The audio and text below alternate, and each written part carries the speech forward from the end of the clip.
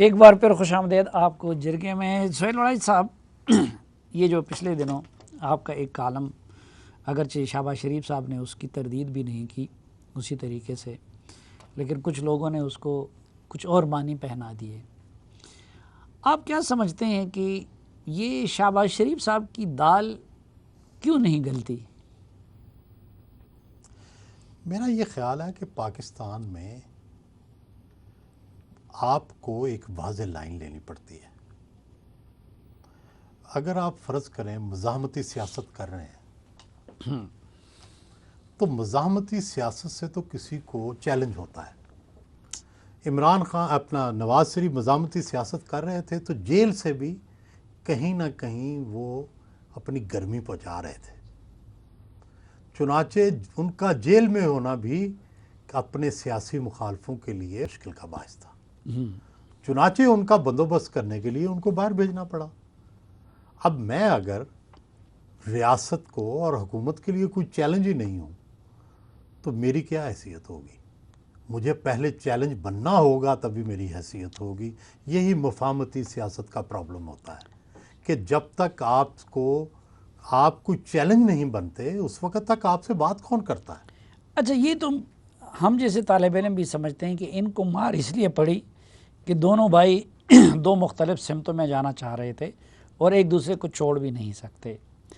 اب آپ کو کیا لگتا ہے، نواز شریف الٹیمیٹلی شہباز شریف بن جائیں گے یا شہباز شریف الٹیمیٹلی نواز شریف بن جائیں گے؟ میرا یہ خیال ہے کہ، اور یہ میں بڑے وثوق سے کہہ رہا ہوں کیونکہ میں نے خود یہ نواز شریف صاحب سے بات کی اور ان کا جواب سنا، اس لیے میں یہ کہہ رہا ہوں کہ میں نے انہیں یہی کہا، میاں صاحب یہ آپ کمال لوگ ہیں، شہباز صاحب کچھ اور کر رہے ہیں، آپ کچھ اور کر رہے ہیں۔ مریم پاس بیٹھی تھی تو مجھے کہنے لگے، ہنس کے مسکرا کے کہنے لگے، تو اس میں نقصان کیا ہے؟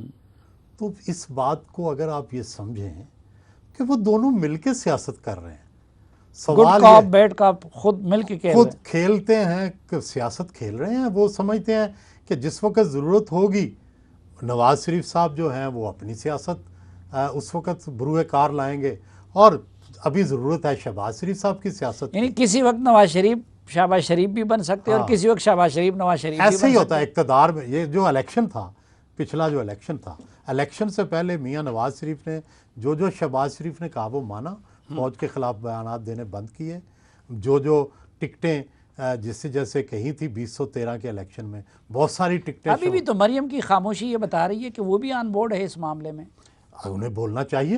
اچھا، مجھے شیخ رشید بتا رہے تھے کہ جی یہ سب کچھ تو مینیپولیٹ کیا گیا، یہ اس کو پلیٹلیٹس کو، اور یہ سارا ایک منصوبہ تھا ان کو باہر بھجوانے کا۔ اب آپ کو بھی اس طرح کے کچھ آثار نظر آ رہے ہیں کہ کوئی پہلے سے طے ہوا تھا، ڈیل ہوئی تھی جس کے لیے سب کچھ مینیپولیٹ کیا گیا؟ میرا خیال ہے ابھی اس کا وقت نہیں آیا، ابھی کسی بھی فریق کے لیے یہ مناسب نہیں ہے کہ یہ ساری باتیں، لیکن یہ کہانیاں ضرور باہر آئیں گی، اس کے اندر کہانیاں ضرور موجود ہیں۔ ہاں، یعنی صرف اور صرف بیماری کا مسئلہ نہیں تھا۔ اس کے اندر ضرور کوئی نہ کوئی چیزیں ہیں جو وقت آنے پہ سامنے آئیں گی۔ اچھا، یعنی دال میں کچھ کر۔ اچھا، آپ نے جو پارٹی از اوور، تو مسلم لیگ نون کی حکومت تو وہ تو اوور ہو گئی، آپ کو نیئر فیوچر میں مسلم لیگ نون دوبارہ سیاست میں، اقتدار کی سیاست میں آتا ہوا نظر آ رہا ہے؟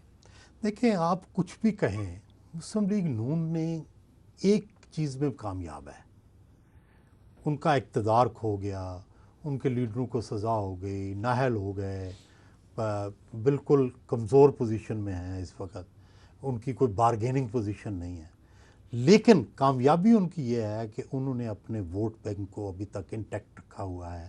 آج بھی اگر الیکشن ہوں گے تو پنجاب میں وہ وننگ پوزیشن میں ہیں، اس وقت P T I winning position میں نہیں ہوگی۔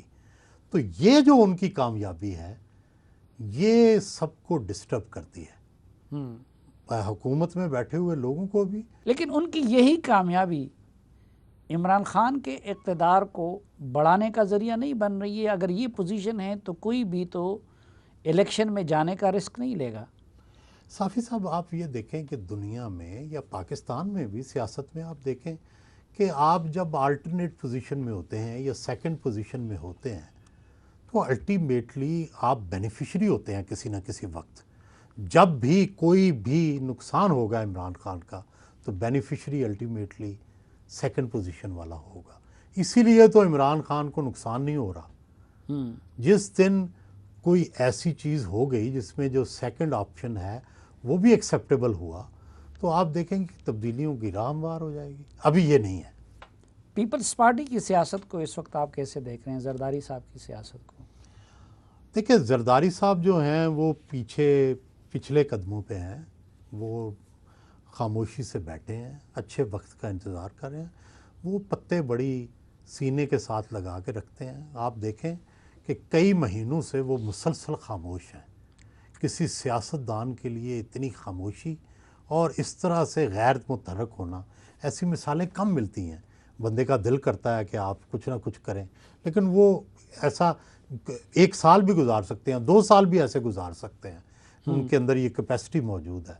اور انہوں نے بھی کیا کامیابی ہے ان کی ابھی تک کہ انہوں نے سندھ کے اندر اپنا کنٹرول جو ہے وہ رکھا ہوا ہے، اور ایک بیس جو ہے انہوں نے برقرار رکھی ہوئی ہے جس کی وجہ سے ان کو اس حد تک گرایا نہیں جا سکتا وہ گڑھے میں گر جائیں. ان کو اگر مارا بھی جاتا ہے تو زمین کے اوپر رکھا جاتا ہے کیونکہ ان کے پاس سندھ کا قلعہ موجود ہے. اچھا، آپ کو کیا لگتا ہے کہ اگر یعنی ابھی بھی آپ کہتے ہیں کہ جون کے بعد مشکلات آ سکتی ہیں، تو اگر مشکلات آ سکتی ہیں تو وہ حکومت کی تبدیلی پہ بھی منتج ہو سکتی ہیں؟ دیکھیں اگر تو فائنانشیل کرائسس بہت بڑا آ گیا، اگر تو ایسا آیا کہ جو ٹالریبل ہو تو پھر تو شاید اتنا بڑا واقعہ نہ ہو. لیکن اگر کرونا بھی آ گیا، اکنامک کرائسس بھی آ گیا اور بیڈ گورننس بھی رہی، اچھی کپتانی بھی نہ رہی، تو پھر آپ مجھے بتائیں کیا ہوگا. تو ممکنہ آپشنز کیا ہو سکتی ہے؟ ممکنہ ان آپشن ہاؤس یہ ہے کہ چینج، الیکشن نہیں ہو سکتے فوراً. کوئی قومی حکومت وغیرہ تو اب دنیا میں کوئی اس کو اتنا پسند نہیں کیا جاتا کیونکہ اس کے اندر بہت سارے عناصر ہوتے ہیں جو اپنے اپنے کہتے ہیں. تو میرا خیال ہے کہ جو واحد ممکنہ حل ہے وہ یہی ہے کہ پی ٹی آئی کی ہی گورنمنٹ بنے دوبارہ، لیکن اس کو دوسری پارٹیاں سپورٹ کریں.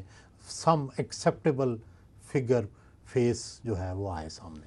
یہ پنجاب میں کوئی کھچڑی پک رہی ہے چودھریوں کے بارے میں، جو عمران کا رویہ ہے اور ان کا حکومت کے بارے میں رویہ ہے؟ میرا خیال ہے کہ کوئی در پردہ کوئی معاملہ چل رہا ہے، اور مجھے یہ میری انفارمیشن کی بنیاد پہ نہیں، میرے تجزیے کی بنیاد پر یہ ہے کہ اس دفعہ تبدیلیاں پہلے صوبوں میں آئیں گی پھر مرکز میں آئیں گی. اچھا، اور صوبوں میں پہلے پنجاب میں آ سکتی ہے؟ یہ نہیں پتہ کہاں سے شروع ہوگی، بلوچستان سے ہوگی، پنجاب سے ہوگی، سندھ سے ہوگی، لیکن صوبے آپ بدلیں گے پہلے اور پھر مرکز میں تبدیلی ہوگی.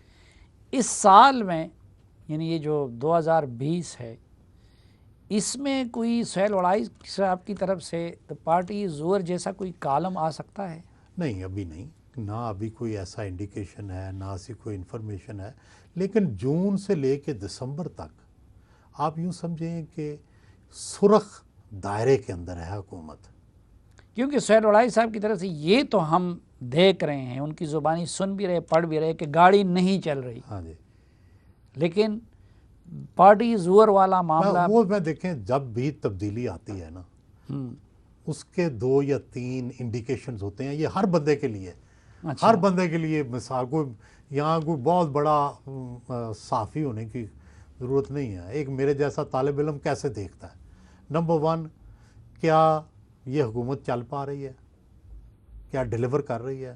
نہیں کر رہی. کیا اس کا آلٹرنیٹ تیار ہو گیا؟ ٹھیک ہے جی. اور کیا اس تبدیلی کو دھکا دینے والے موجود ہیں؟ جس دن یہ تینوں چیزیں ہو گئیں اس دن آپ زیادہ امکان کس بات کا ہے کہ یہ حکومت چل پڑے، یا اس کا ہے کہ کوئی الٹرنیٹ تلاش کیا جا سکے؟ میرا خیال ہے آلٹرنیٹ کی طرف جائیں گے. اچھا، یہ جو خان صاحب میڈیا سے زیادہ ناراض ہیں اور میڈیا پہ غصہ ہیں، تو آپ سمجھتے ہیں کہ اس حکومت کو ناکام کروانے میں میڈیا کا بھی کوئی کردار ہے؟ میرا خیال ہے کہ جتنا میں 30-35 سال سے جرنلزم کر رہا ہوں، جتنا پرو میڈیا ان کو ملا ہے اتنا نہ نواز شریف کو کسی جمہوری حکومت کو نہیں ملا. دیکھیں فوجی حکومت تو اپنا ڈنڈا چلاتی ہے تو اس کی تو اور بات ہے. پولیٹیکل گورنمنٹس کے جتنی بھی آئی ہیں ان کو بڑا ٹف ٹائم دیا ہے میڈیا نے. جب اخبار ہوتے تھے اخباروں نے، اور جب سے یہ الیکٹرانک میڈیا ہے تو عمران خان کو تو اتنا برا میڈیا نہیں ملا. نہیں تو وہ پھر یعنی کوئی بچے تو نہیں ہے نا، اگر میڈیا ان کا اتنا محسن ہے تو پھر اتنا غصہ وہ اس پہ کیوں ہے؟ وہ اس تو کی ہر کوئی وجہ بندہ یہ ہے کہ بہتر نہیں، ویسے تو ہر حکمران ہی غصے رہا ہے. محترمہ بینظیر بھٹو بھی خوش نہیں تھی میڈیا سے، نواز شریف بھی خوش نہیں تھے، نواز شریف بھی آخری حد تک گئے تھے، لیکن پھر سمجھ آ گئی ان کو کہ ان کا کچھ نہیں ہو سکتا، ان کے ساتھ زندہ ہی رہنا ہے. تو عمران خان بھی چونکہ نئے حکمران ہیں، ان کا بھی خیال ہے کہ شاید یہ کوئی بٹن دبانے سے، یہ ان کو دبانے سے مجھے کامیابی ملے گی. اور آپ دیکھتے ہیں کہ فوری کامیابی ملتی بھی ہے. یہ الگ بات ہے کہ تاریخ اس کو کس طرح سے دیکھتی ہے اور آگے کیا ہوگا.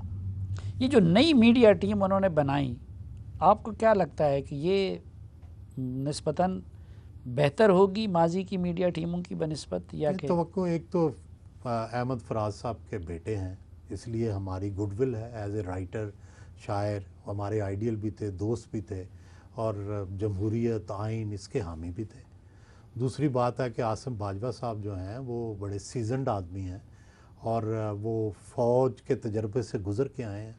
تو میرا خیال ہے کہ وہ بھی نہیں چاہیں گے کہ کوئی ایسا ان کے کیریئر کے آخری حصے میں جب کہ وہ سیاسی عہدے پر ہیں کہ وہ میڈیا سے کوئی لڑائی ٹھیک. لیں.